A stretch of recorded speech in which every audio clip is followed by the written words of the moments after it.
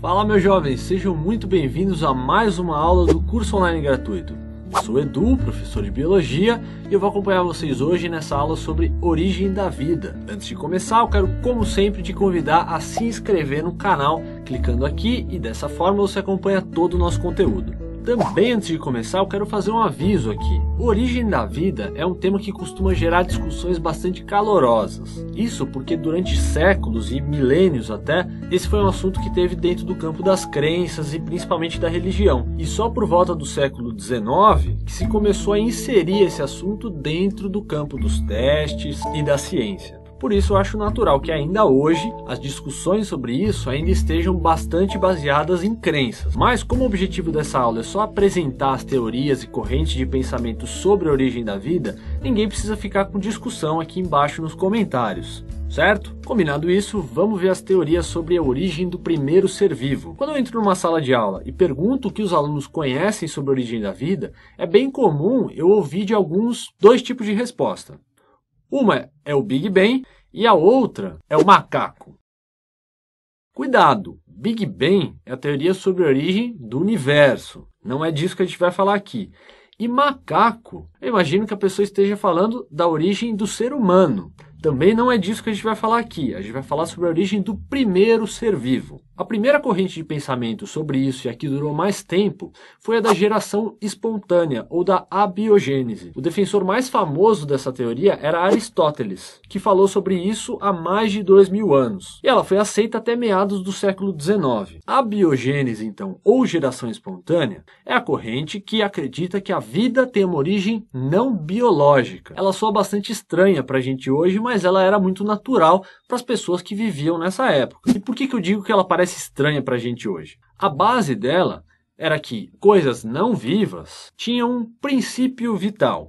E através desse princípio, coisas vivas poderiam surgir. Então os sapos surgiam não através de outros sapos, mas eles surgiam espontaneamente através do lodo dos lagos. As moscas não nasciam no lixo porque os ovos delas foram colocados ali. Elas surgiam espontaneamente porque o lixo tinha o princípio vital para o surgimento das moscas. E tinha até umas coisas meio absurdas como receitas para fabricar ratos. Você junta uma camisa, essa camisa não pode estar limpa, tem que ser uma camisa suja e fedida, porque o princípio vital está no suor da camisa. Você coloca toda essa roupa em um canto escuro e junto com semente de trigo. E o resultado é que em 21 dias você tem ratos novinhos. Hoje é muito absurdo para a gente porque a gente sabe, os ratos vieram de fora e bastava que alguma pessoa ficasse olhando para ver isso.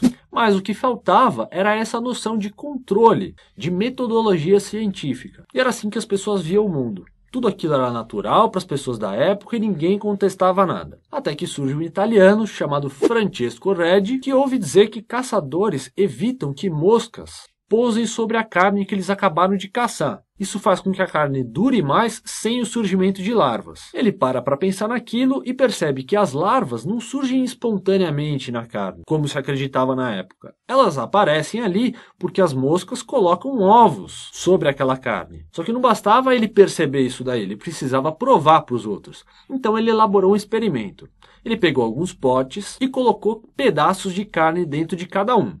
Alguns potes ficaram abertos, enquanto outros ele fechou com uma tela fina, que impedia que as moscas chegassem até a carne e depositassem os seus ovos ali. Qual foi o resultado desse experimento? Depois de pouco tempo, os potes que tinham ficado abertos estavam cheios de moscas e de larvas. E os outros potes que tinham ficado fechados não tinham nenhuma larva. Dessa forma, ele comprovou que as larvas vinham de fora, através das moscas. Mas ele tinha dois problemas. O primeiro é que ele estava lidando com crenças muito fortes. Então, as pessoas que acreditavam na abiogênese, na geração espontânea, iam tentar se prender a alguma coisa para continuar acreditando naquilo. E elas de fato encontraram uma coisa para se apegar. Na mesma época, inventaram o microscópio, que consequentemente descobriram os micro-organismos. E ninguém acreditava que organismos tão pequenos eram capazes de se reproduzir. Então, se eles não conseguem se reproduzir, com certeza eles são gerados espontaneamente. Isso daí fortaleceu a teoria da geração espontânea e acabou fazendo com que o Francesco Redi não conseguisse o seu objetivo, que era provar que a abiogênese não existe. Ele provou que as moscas se reproduzem. Legal. mas fracassou em derrubar a abiogênese. Ficou todo mundo convencido então de que a geração espontânea existe e por um bom tempo não se falou mais nisso. Alguns experimentos começaram a surgir com micro-organismos, tentando provar que eles de fato surgem espontaneamente. Um cientista chamado John Needham fez uma série de caldos nutritivos. O que é um caldo nutritivo? É uma sopa. É uma mistura de água com vários nutrientes. Então ele pegava um frasco, enchia com um caldo nutritivo, aquecia esse caldo e fechava o frasco. Depois de um tempo ele percebia que surgiam micro-organismos naquele meio, provando que eles surgiram espontaneamente. Esse experimento dele tinha falhas, porque ele não fechava direito os frascos e, além de não fechar direito, aquele material já estava contaminado. Ele tinha micro-organismos e eles só continuavam a crescer naquele ambiente. Quem percebeu isso daí foi o Lázaro Spallanzani, que resolveu repetir os experimentos dele. Mas agora, ao invés de aquecer um pouquinho esses frascos, ele realmente fervia aquele caldo nutritivo. Ele botava a sopa para ferver. Quando ele fazia isso, ele matava todos os micro-organismos que estavam presentes dentro do frasco. E logo depois de ferver, ele lacrava os frascos. Então ele matou os micro-organismos que estavam dentro e fechou para não entrar mais nenhum. O resultado é que não crescia nada mesmo. Passavam dias, semanas, meses e os frascos continuavam sem estragar. Ele ficou muito contente com o resultado, mas também não conseguiu derrubar a biogênese porque alegavam que, através da fervura, ele estava destruindo o princípio vital presente no caldo e que era fundamental para que a vida surgisse. Então acusaram ele de estar fazendo o experimento errado. Quem veio para resolver esse problema foi Louis Pasteur, um cientista francês que fez um experimento bem parecido com o do Lázaro Spallanzani. Ele estava realmente determinado a provar que os micro-organismos não surgem espontaneamente no caldo nutritivo, mas que eles vinham de fora através do ar. Ele fez isso através de um experimento muito famoso, que você precisa conhecer, que é chamado de frasco pescoço de cisne. Como é que era isso? Ele pegou um frasco, colocou um caldo nutritivo dele, assim como o Spallanzani tinha feito, só que ao invés de fechar o frasco, ele colocou um pescoço curvo, que é o chamado pescoço de cisne. O que esse pescoço fazia? Por ser inclinado para baixo e por ter uma curva, ele impedia que os micro-organismos que vêm do ar entrassem, subissem e acabassem contaminando o caldo nutritivo. Eles ficavam retidos naquela curva ali de baixo. Então o pescoço de cisne funcionava como um filtro que eliminava os micro-organismos do ar. Ele ferveu esse caldo e aí nesse momento falaram, não adianta. Pode ferver, você vai estragar o experimento, você vai eliminar o princípio vital do caldo e não vai crescer nada aí. Ele deixou o pessoal falar, foi fazendo o experimento dele. Ferveu aquele caldo, deixou ele esfriar e foi passando o tempo. Passaram alguns dias, algumas semanas e o caldo ficava intacto. Não estragava porque, através da fervura, ele matou todos os micro-organismos. E o tubo curvo, o pescoço de cisne, impedia que os micro-organismos entrassem e contaminassem aquele caldo. Depois de muito tempo, já estava todo mundo convencido de que não ia crescer mais nada. Pasteur foi lá e quebrou o tubo curvo. Com isso, ele permitiu a entrada dos micro-organismos que vinham através do ar. E em menos de 48 horas, aquele caldo nutritivo, que falaram que ele tinha eliminado o princípio vital, estava forrado de micro-organismos. Aí nesse momento ficou muito difícil para continuarem acreditando na geração espontânea. E Louis Pasteur conseguiu fazer o que ele queria, comprovar a biogênese. É só um A aí, mas a diferença é grande. O que isso significa? Significa que todo ser vivo tem uma origem biológica. Todo mundo ficou convencido de que a geração espontânea era furada, passaram a aceitar a biogênese e não se falou mais nisso. Até que depois de um tempo surge um questionamento bem justo. Se todo ser vivo se origina de outro ser vivo, quem foi o primeiro? Aí todo mundo ficou meio sem graça, sem saber o que responder, e surgiu um outro grupo de teorias. Um grupo achava que a vida vinha de fora da Terra. Essa teoria era conhecida como panspermia cósmica. Só que a gente não está falando aqui de extraterrestre, humanoide, chupa-cabra, ET Bilu, nada disso. A vida teria vindo de uma forma muito simples, algo semelhante a uma bactéria trazida por um meteoro. Essa teoria tem uma série de problemas. O primeiro problema é que ele não explica a origem da vida. Ele só transfere para outro lugar, para fora da Terra. E a dúvida continua. E como a vida surgiu lá?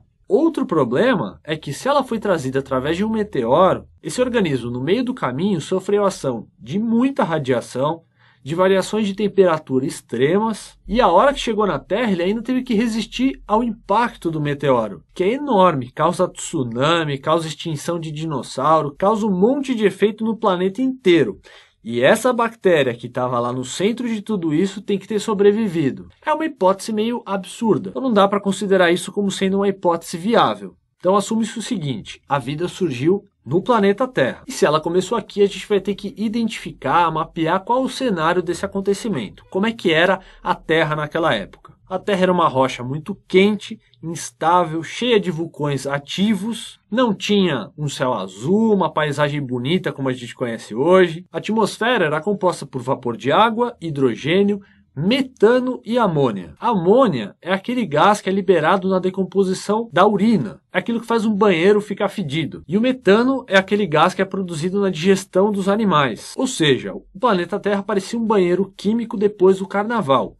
Úmido, quente, sujo e peidado. A água que tinha aqui estava o tempo todo evaporando, porque as rochas eram muito quentes. Então tinham tempestades muito fortes. Tempestades com muitos raios e, além disso, a gente não tinha uma camada de ozônio que filtra os raios ultravioleta, então a radiação solar era intensa. Exatamente essas condições que parecem muito inóspitas que promoveram o surgimento da vida. Um russo, Alexander Oparin, ele desenvolveu a seguinte teoria: esses compostos inorgânicos que estavam presentes na Terra, através de reações químicas promovidas pelos raios e pela radiação ultravioleta, teriam formado compostos orgânicos. Até aquela época, eles definiam compostos orgânicos como sendo aqueles produzidos por seres vivos. Então isso foi uma ruptura importante. Ele falou: não, esses compostos podem se formar sim, naturalmente no ambiente, sem a ação de um organismo vivo. E por que isso é importante? Foram exatamente esses compostos que começaram a se juntar e formar moléculas muito maiores. Primeiro aminoácidos, os aminoácidos se combinavam para formar proteínas e uma variedade muito grande de compostos orgânicos foi sendo formada. Quem provou isso daí foi Stanley Miller, que fez um experimento reproduzindo as condições da atmosfera da Terra na época, e ele conseguiu sintetizar em laboratório em poucos dias aminoácidos. O experimento que ele fez foi esse daqui. Então ele colocou água, colocou hidrogênio, amônia e metano. A água começava a aquecer nesse primeiro recipiente aqui de baixo. Ela evaporava e passava por um balão que liberava uma série de descargas elétricas, simulando os raios. Depois de passar por lá, o vapor de água descia e condensava, simulando a chuva, e voltava para o sistema.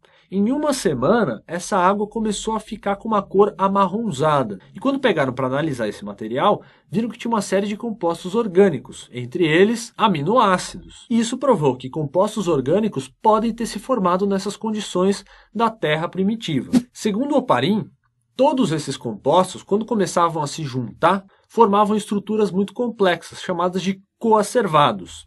Cuidado! Os coacervados não são as primeiras células. Eles são compostos orgânicos muito complexos que podem ter formado as primeiras células. E sobre esse primeiro ser vivo surgem duas possibilidades, duas hipóteses. Uma é a hipótese autotrófica e outra é a hipótese heterotrófica. Vamos ver a autotrófica primeiro. Autotróficos são aqueles organismos que produzem o próprio alimento, como uma planta, por exemplo, que produz o próprio alimento através da fotossíntese. O primeiro organismo a surgir no planeta não podia fazer fotossíntese, porque não tinha gás carbônico na atmosfera terrestre. Mas eles poderiam ser quimiolitotróficos.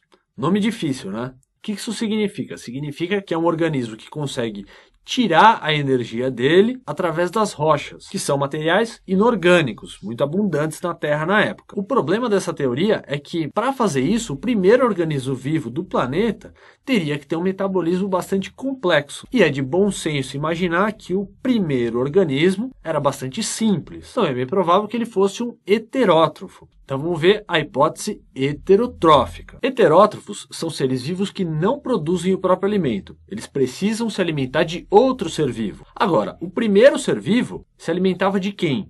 Para responder isso daí, a gente precisa pensar de novo como é que era a atmosfera, o ambiente terrestre da época. Esse primeiro organismo surgiu a partir de compostos orgânicos que se formavam através de reações químicas que aconteciam o tempo todo na atmosfera por conta da radiação ultravioleta e das descargas elétricas. Esses compostos não serviram só para formar as primeiras células, eles também formaram matéria orgânica para que essas células tivessem alimento. E para se alimentar, elas faziam uma coisa parecida com o que os fungos fazem hoje.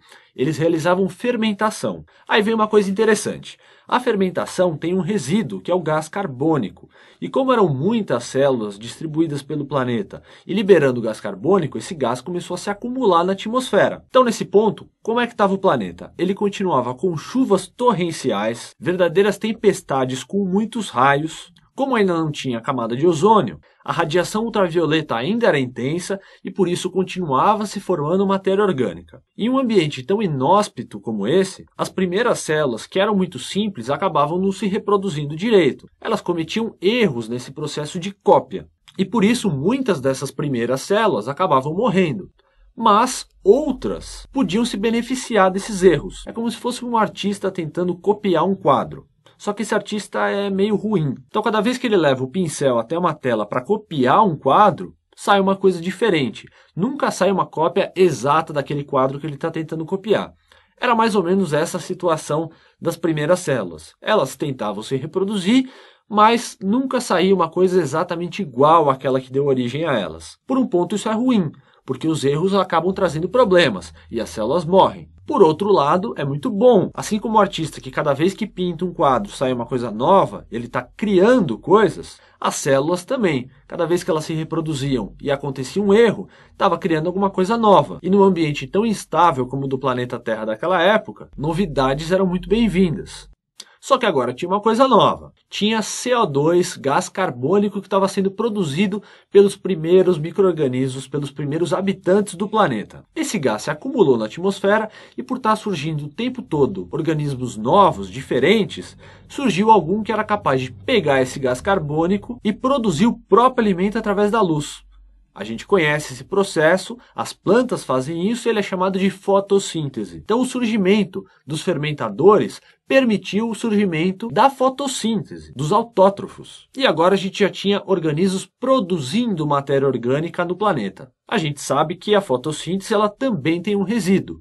Qual que é esse resíduo? O gás oxigênio, que a gente respira e precisa dele. Assim como os heterótrofos fermentadores liberaram gás carbônico e ele se acumulou na atmosfera, os autótrofos, quando começaram a fazer fotossíntese, também liberaram oxigênio e esse gás se acumulou na atmosfera. Isso teve um lado bom e um lado péssimo. O lado péssimo é que o oxigênio ele é extremamente oxidativo e muitos micro-organismos são sensíveis a esse gás. Por exemplo, quando você faz um machucado e usa água oxigenada para desinfetar. Por que aquilo ali funciona? Porque começa a liberar um monte de oxigênio, sai aquelas bolhas, faz um barulho que parece que está fritando. Esse oxigênio que está sendo liberado vai matar micro-organismos que são sensíveis a ele. A maior parte da vida na Terra era sensível ao oxigênio e, consequentemente, muitos morreram. Mas, como eu disse, o tempo todo surgiam coisas novas e surgiram seres vivos capazes de pegar esse oxigênio e utilizar ele no seu metabolismo. Com isso, eles estavam fazendo a respiração celular, que é o processo que a gente usa no nosso metabolismo, e ele é 18 vezes mais eficiente do que a fermentação. Então, a ordem do surgimento da vida no planeta fica da seguinte forma. O primeiro organismo vivo era heterótrofo e fazia fermentação. Ele pegava aquela matéria orgânica que estava surgindo no planeta, consumia para poder produzir energia e liberava gás carbônico. Isso daí permitiu o surgimento dos autótrofos, que pegavam o CO2 que era produzido pelo heterótrofo, faziam fotossíntese e liberavam oxigênio. Esse oxigênio permitiu o surgimento de outro tipo de heterótrofo, que fazia agora respiração celular. E dessa forma a gente tem a base para toda a vida que existe hoje no nosso planeta. Bom, fiz aqui um resumo de pontos importantes sobre todas essas teorias. Desde a abiogênese, passamos para biogênese, teoria de Oparin, panspermia cósmica e aí as duas hipóteses sobre o metabolismo do primeiro ser vivo, hipótese autotrófica e hipótese heterotrófica. Eu espero que essa aula tenha sido útil. Muito obrigado por ter assistido até aqui, um abraço e até a próxima.